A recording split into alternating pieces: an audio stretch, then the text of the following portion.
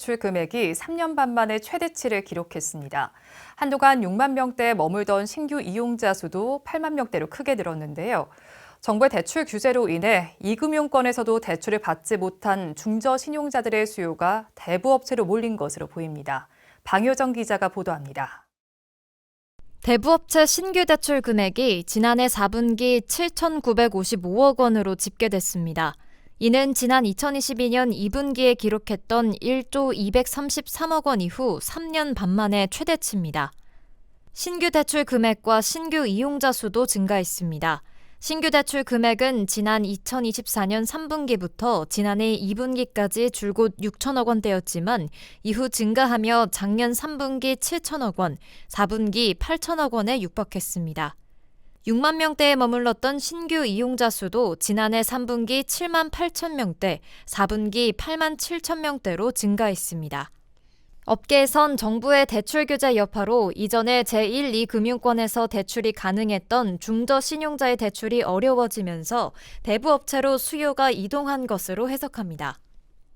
지난해 정부의 제1금융권의 대출 규제 강화로 밀려난 수요가 제2금융권에 몰리면서 지난달에만 제2금융권의 가계대출이 2조 4천억 원 증가했습니다. 지난해에 이어 연초부터 꺾이지 않는 대출 수요에 제2금융권은 가계대출을 잇따라 중단하고 있습니다. 금융당국이 금융사별 대출 총량을 제한하면서 이를 초과한 금융사들이 대출 문턱을 높였고 제1, 2금융권 대출 확대 요인도 크게 줄었습니다.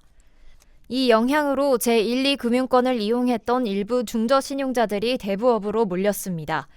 이후 대부업체를 이용하던 중저신용자들이 이용이 어려워져 이들이 불법 사금융으로 향하게 될 것이란 우려가 나오고 있습니다. 불법 사금융의 평균 금리는 등록된 대부업체의 법정 최고금리보다 26% 넘게 높습니다. 다만 일부 전문가들은 올해의 경기 흐름과 금융당국의 정책 방향성, 은행권 제도의 변화를 지켜봐야 한다며 불법 사금융으로의 유입 증가를 단정 지을 순 없다고 말했습니다. ABC 뉴스 방효정입니다. 재미있게 보셨다면 구독, 좋아요, 알림 설정까지 꼭 눌러주세요.